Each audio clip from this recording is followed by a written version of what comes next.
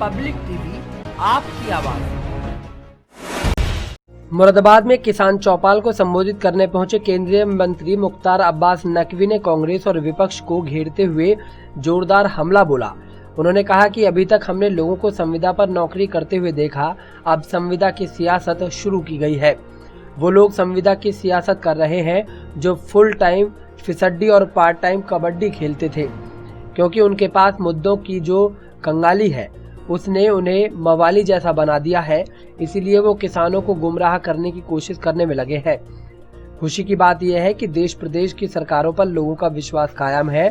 उनका यही विश्वास कांग्रेस एंड कंपनी और बसपा, उनके चंपू और चाटुकार सभी शामिल हैं। वो सब बौखलाहट और हताशा में हैं।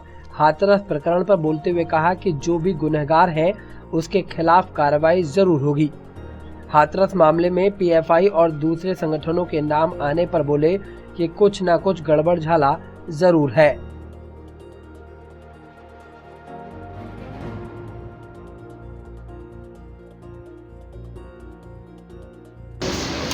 पहली बात ये कि अभी तक हमने संविदा पर जो है वो लोगों को काम करते हुए, नौकरी करते हुए देखा। अब संविदा की सियासत शुरू हो गई है और ये वो लोग संविदा की सियासत कर रहे हैं जो फुल टाइम फिसड्डी और पार्ट टाइम कबड्डी खेलते हैं, क्योंकि उनके पास मुद्दों की जो कंगाली है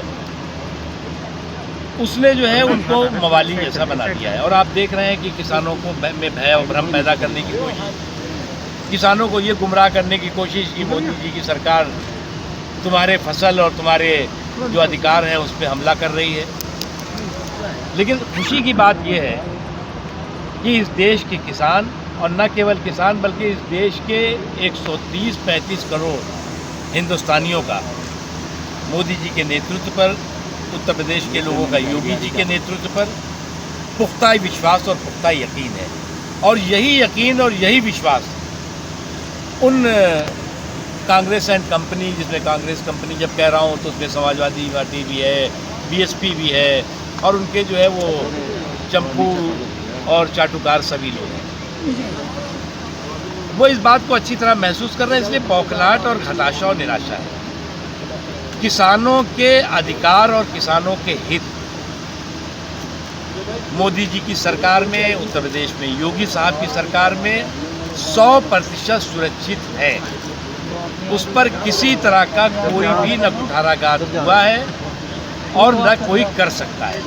देखिए, हाथरस के मामले में बहुत एक संवेदनशील मामला है, दुखद मामला है, दुर्भाग्यपूर्ण मामला है, शर्मनाक घटना है, और जो भी इसमें गुनाहगार है उसके खिलाफ कार्रवाई हो रही है।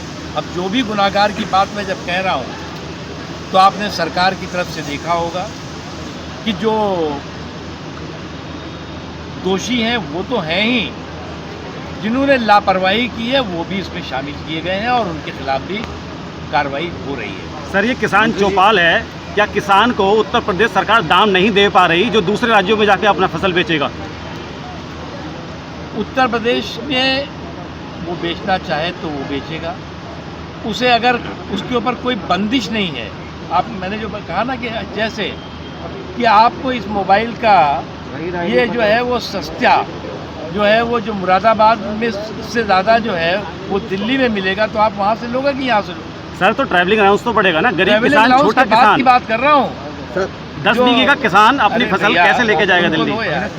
ट्रैवलिंग अलाउंस के बाद की बात कर रहे हैं, ट्रैवलिंग के बाद भी आपको सस्ता पड़ रहा है तब। देखिए, मैं इसमें किसी पर आरोप नहीं लगाता, लेकिन कहीं ना कहीं इसमें कोई गड़बड़ झाला तो है। जो घटना हुई वो शर्मनाक है। जो घटना में गुनाहगार हैं उनके खिलाफ कार्रवाई हो रही है और होगी, लेकिन जो बात का बतंगड़ और जो तूल दिया गया है और तूल के पीछे जो चूल है वो तो कहीं ना कहीं सवाल खड़े कर। राहुल गांधी जी ने कहा है कल कि बिल अगर सरकार आती है तो बिल में उसमें कचरे में फेंक दूंगा तीनों बिल। राहुल गांधी जी का बयान आया है। न 9 मन तेल होगा और न राहुल गांधी ये काम कर पाएंगे। उन्हें राहुल गांधी जी की आदत बहुत ख़राब लग गई है।